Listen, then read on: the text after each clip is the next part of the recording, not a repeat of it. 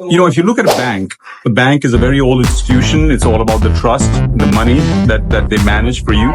In retail banking, they'll typically have a certain set of products, right? So they'll have deposits where you put your money and get some interest. They'll have loans where you can borrow money.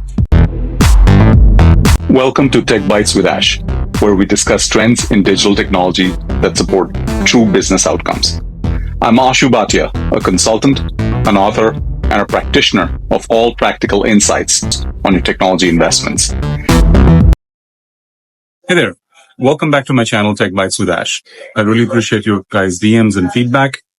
Today, I want to talk about some of the questions you guys have been posing around banking. A lot of you guys talked about cloud and banking and core banking systems. So I wanted to take the opportunity to talk a little bit about my experience and share some of the things that I have been working with clients around. So, if you look at a bank is a very old institution. It's all about the trust, the money that they manage for you. In retail banking, they'll typically have a certain set of products, right? So they'll have deposits where you put your money and get some interest.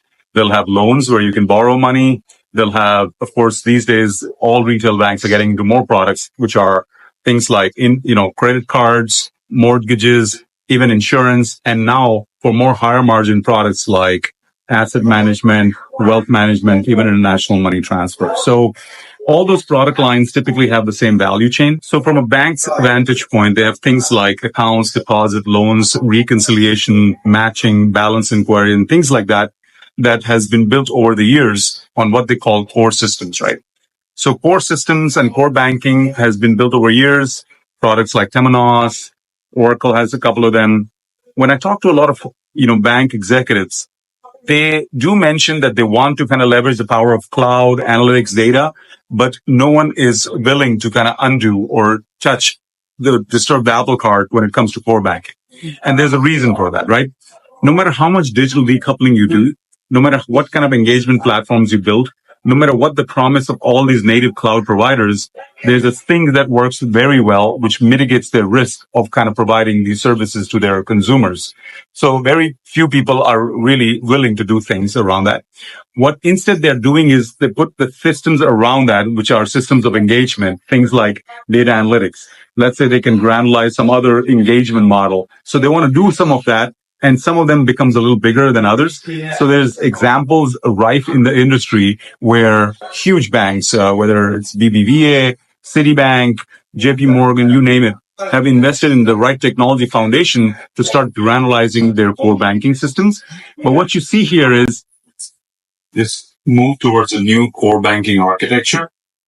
All of that was old core banking still remains, but there's other things being added around it, right? So for the channels, you're trying to understand how omnichannel could work. Then you're adding to other systems of engagement, analytics, RPA, AI, as well as some of the new core-based microservices architecture, right? I think internet that you see here in the bottom is that the customer experience is truly what you want to design around. Information data will, of course, be an enabler for all of that. CX, customer experience as it's called. And then automation and cloud-first enabled platforms should be kind of put things around there. The biggest thing that people, when they're designing these new architectures, sometimes miss is what is manufacturing versus distribution. As you see here, there are certain products that banks will always be into. They're supposed to be there for certain products. And then distribution of those products is where you can play in some of those new creative fields. What I mean by that is, when you go from macro products and start unbundling those products, that gives you an opportunity to think of new business models, right? So you could rebundle things internally. You could rebundle things with an external, partner. So here's an example. Let's say you start with payments, lending, savings, and investment. You think through unbundling, kind of look at cloud, API, and data kind of technologies. And then there, for example, in payments, you could start breaking it out as processing, P2P payments, credit cards, debit cards, earn as you work, etc., even international money transfer. And then eventually, when you're kind of breaking this out and putting that on your cloud architecture and really bringing it a little more, loosely held and digitally uncoupled architecture, you could then eventually bundle it just like Revolut, right? It's a P2P money transfer platform which doesn't even own the banks, but it definitely is providing a lot of good value to its consumers, or even Bytes, which was TransferWise in terms of international money transfer and debit cards, pailed up with Google Pay, and then kind of providing some of those. So the idea is that the kaleidoscope of business models emerges once you have started to unbundle and, deaggregate your digital core systems, if you will. What banks have realized is, and they call it the, 6 R's or 3 R's in technology strategy consulting, but, retain what works, right? Make sure that things that are stable kind of go on.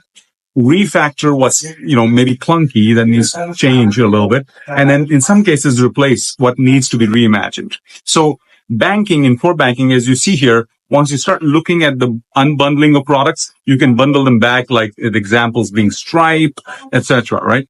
So the key there is, which systems are you using for engagement? Which systems are you using for core banking? And you need to make the right trade-offs to leverage the power of this technology. One of my very important clients actually labeled it very nicely, although he came from the technology background, but said it's kind of like owning a lemon farm, right? So you could break the lemons when they're ripe and sell them.